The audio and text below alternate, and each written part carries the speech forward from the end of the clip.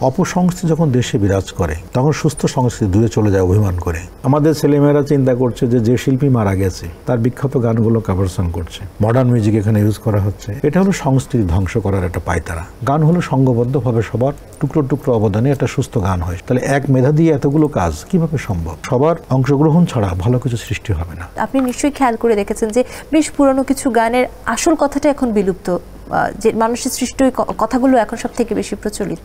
এটাও কিন্তু একটা বড় ক্ষতি। অবশ্যই কভার সং করতে করতে এখন মানুষ, আমাদের ছেলেমেয়েরা চিন্তা করছে যে শিল্পী মারা গেছে তার বিখ্যাত গানগুলো কভার সং করছে। কি ধরনের মিউজিক টিউজিক করে, ভিতরে আবার র্যাপটপ ঢুকাই দিচ্ছে, সেগুলো দিয়ে কথার কিছু চমক আনার জন্য মুখরোচক কিছু কথা এখানে ব্যবহার করা হচ্ছে। মিউজিকের ব্যাপারেও কিছু মডার্ন মিউজিক এখানে ইউজ করা হচ্ছে। এগুলো তো হচ্ছে কি, সেগুলো ধ্বংস করা হচ্ছে, সুস্থ সৃষ্টিকে ধ্বংস করা হচ্ছে। এটা হলো সংস্কৃতি ধ্বংস করার একটা পায়তারা। অপসংস্কৃতি যখন দেশে বিরাজ করে তখন সুস্থ সংস্কৃতি দূরে চলে যায় অভিমান করে। একটা দেশের একটা ভূখণ্ড দখল হলে দেশ দখল হয় না। আমি ধরলাম যে ঢাকার মিরপুর এলাকা দখল হয়ে গেছে, দখল করে নিছে, তার মানে কি বাংলাদেশ দখল হয়ে গেছে? না, শুধু মিরপুরটা দখল হয়েছে।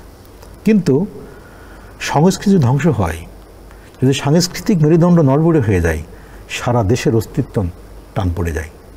কারণ সুস্থ সংস্কৃতিবিহীন কোনো দেশ তার ভাবমূর্তি বলেন, তার সামনের দিকে এগিয়ে যাওয়া বলেন, কোনো কিছুতেই সে অবদান রাখতে পারে না। একদম।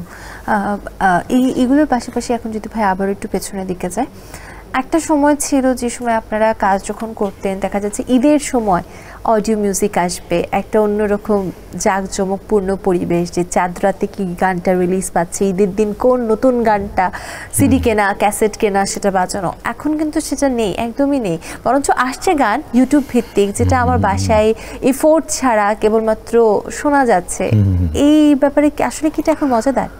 না, মজাদার না, এটা তো আমাদের সময়ের পরিবর্তন। সময়ের দাবিটা কখনো অস্বীকার করতে পারবো না আমি, কারণ এটা আমার এখন এই সময় এটা ডিমান্ড করছে। ডিজিটাল যুগে এটার প্রভাব পড়ছে।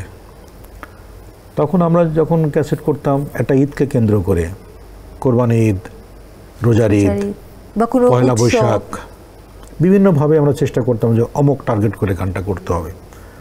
তখন না আমাদের স্টুডিও পাড়াতে একটা প্রতিযোগিতার হিড়িক পড়তো, কে কোন গান করছে। তো সেই মজা কিন্তু এখন নাই। এখন গানটা চলে গেছে সম্পূর্ণ আড়ালে।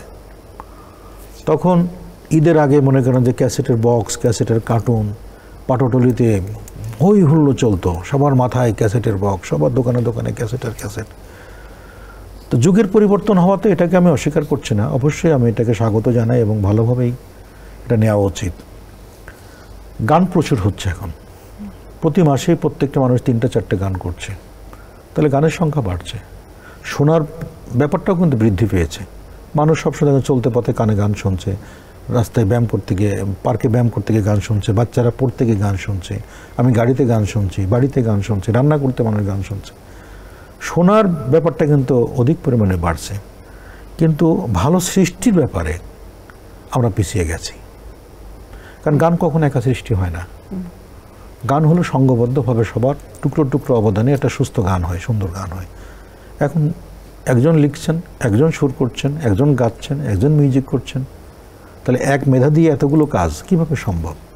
এই জন্য সবার অংশগ্রহণ ছাড়া ভালো কিছু সৃষ্টি হবে না। তো আমি আশা করি আবার হয়তো সেই দিন আমরা ফিরে আসবো, যখন ধাক্কা খাচ্ছি, বুঝতে পারছি যে না ভালো হচ্ছে না, যদি বিবেকবান মানুষেরা যদি এখানে এগিয়ে আসেন তাহলে হয়তো সেই সুন্দর আলো আবার দেখতে পাবো।